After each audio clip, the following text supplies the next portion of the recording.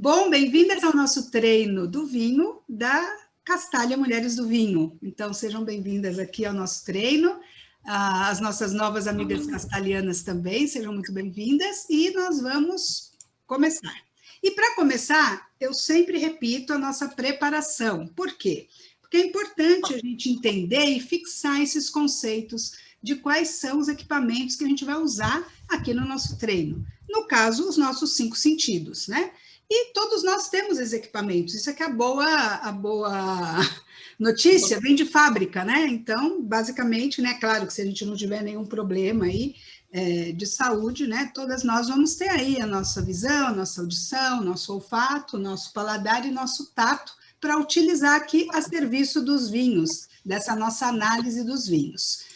Então, falando da visão, para efeito dos vinhos, o que nós vamos observar, né, através do sentido da visão, é a cor, o aspecto e a limpidez do nosso vinho em taça. São esses principais aspectos que nós vamos analisar, né? E principalmente na questão de visão, a gente vai deitar a taça para a gente poder formar como eu posso dizer, essa gota de vinho, né? Parece uma gota, parece algo assim, não sei, muito bonito, na verdade.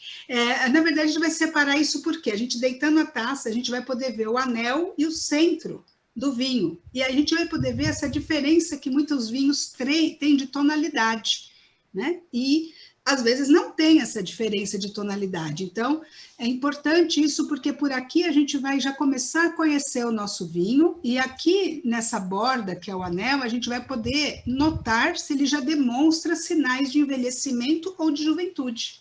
Então, é muito interessante essa parte do visual. Além disso, no visual também a gente vai perceber se tem alguma partícula em suspensão, né? Alguma coisa que foge ali do que a gente espera desse vinho.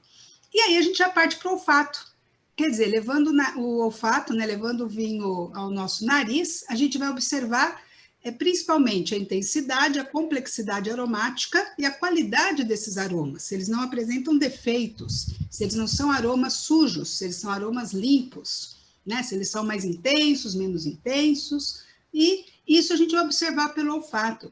E como funciona o nosso olfato? Basicamente, o nariz ele é um transmissor das moléculas, né, de aromas que vão ativar os nossos neurônios. E através dos neurônios, nós vamos buscar lá nas nossas memórias o que ele se assemelha. Então, é um impulso elétrico, na verdade, que acontece através dos neurônios. Essas moléculas chegam ao bulbo olfativo e de lá é transmitido para o nosso centro do olfato e do paladar. E é lá que acontece essa busca daquilo que a gente já cheirou na vida. E aí a gente faz a analogia para chegar nos aromas. Então, não se preocupem se num primeiro momento essas lembranças não vêm à tona. Por quê? Porque, claro, isso tudo tem que ter uma prática para ir trazendo de volta dessa nossa biblioteca olfativa essas memórias, essas lembranças dos aromas que se assemelham com aquelas moléculas. Além disso, também na boca, a gente também acontece aromas na boca, porque a gente tem a conexão retronasal. Então, na boca, quando a gente esquenta o vinho na boca, e é por isso que eu vou pedir para vocês deixarem o vinho um pouco na boca antes de engolir, você consegue depois, respirando, também trazer essas moléculas também para essa área do nosso bulbo e também identificar aromas em boca. Parece estranho, mas é real, e é verdade. Inclusive, tem uma coisa que é muito interessante. Quando vocês ficam resfriadas, vocês não notam que perdem a sensação, né? A sensação ali do paladar, parece que a comida fica meio sossa, né? Fica meio... Porque o nariz está entupido e não chegam também essas qualidades aí dos alimentos e também do vinho, né? Até o nosso cérebro. Então, isso também é muito interessante. A gente perde o paladar, né? Mas, na verdade, é porque a gente não está sentindo esses aromas na boca. Bom, paladar. Chegamos ao paladar, onde a gente vai ter sabores e onde a gente também vai ter a sensação tátil do vinho, que eu vou falar daqui a pouco. Com relação ao paladar, a gente vai observar a acidez, amargor, a complexidade também desse sabor, né? A qualidade e a persistência dele. Quanto tempo ele dura no nosso palato. Basicamente, nós temos 5 sabores, né? O doce, o amargo, o salgado e o ácido, ou o azedo, ou ácido, e um quinto sabor descoberto pelos japoneses agora, que são de alimentos que têm a saborosidade, né? O umami, o sabor umami, que enche a boca com essa saborosidade. Nem todo alimento tem esse sabor umami.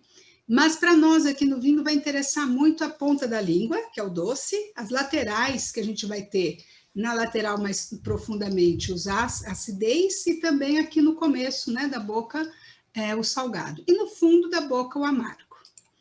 Bom, o tato também acontece na boca, e o tato é aquela sensação de corpo do vinho. Se ele é mais leve, se ele é mais encorpado, mais denso, mais estruturado, são palavras que representam a sensação sólida do líquido. É filosófico isso, né? E a maciez dele também, porque ele pode ser macio, ele pode ter aveludado. Então, são sensações de tato que acontecem na nossa boca. E esse corpo aqui a gente percebe, por exemplo, ó, que são vinhos, um branco e um tinto, mas você percebe que até pela foto parece que ele é mais denso, ele tem mais corpo, né? Então, um pouco essa sensação, ou de leveza ou de densidade, né? De mais estrutura. E por último, aqui na Castalha, nós temos o sentido da audição, que é o nosso brinde com os nossos vinhos, né? Então, aí entra o nosso sentido para completar a nossa análise sensorial. Bom, como é que a gente vai usar nossas ferramentas? Então, as ferramentas são essas, nós já temos, mas como é que eu pratico, como é que eu analiso, como é que eu uso essa técnica que a gente vai utilizar aqui da análise sensorial dos vinhos?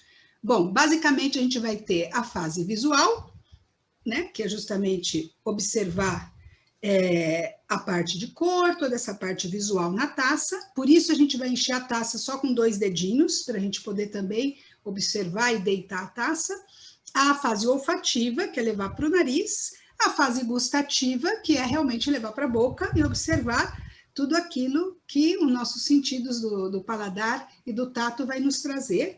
E a retronasal é a gente também deixar o vinho na boca, respirar pela boca e soltar pelo nariz, para poder estimular essa chegada de aromas através da retronasal.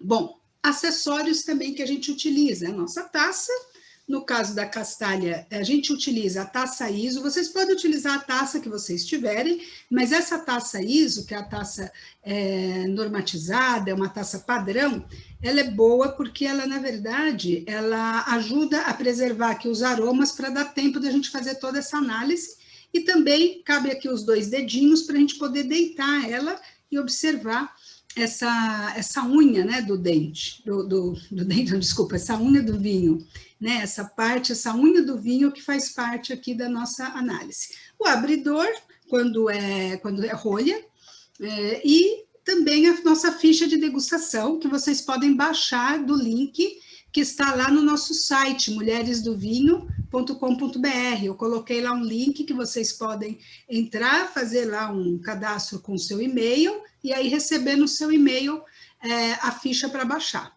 tá bom? Bom, vamos para as práticas, né? E antes de praticar, a gente vai conhecer um pouquinho o terreno sobre o qual a gente vai fazer nosso treino. A uva torrontés é uma uva de origem espanhola e argentina. O que ocorre? Ele se desenvolve principalmente na Espanha e na Argentina, mas também tem um pouquinho na Nova Zelândia, no Chile, mas basicamente ela se desenvolveu muito na Argentina, então ela virou realmente a uva branca nacional, assim como a Malbec é a uva mais conhecida na Argentina, né, como das uvas tintas, a torrontés é a uva que mais produz vinhos brancos na Argentina, e então virou um pouco a uva icônica argentina. São vinhos saborosos, frutados, né, delicados, corpo leve, amarelo claro, às vezes com reflexos esverdeados, e geralmente ele não passa por madeira, não vai envelhecer no carvalho. Então vão ser vinhos mais frescos, vinhos mais jovens, né, vinhos que vão trazer justamente essa refrescância que a gente gosta agora no verão.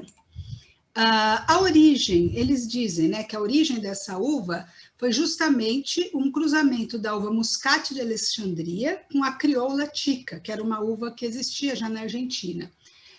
Mas existe na Argentina 3 tipos de torrontés. Existe de Mendoza, da região de San Juan e da região de Rioja, da Argentina.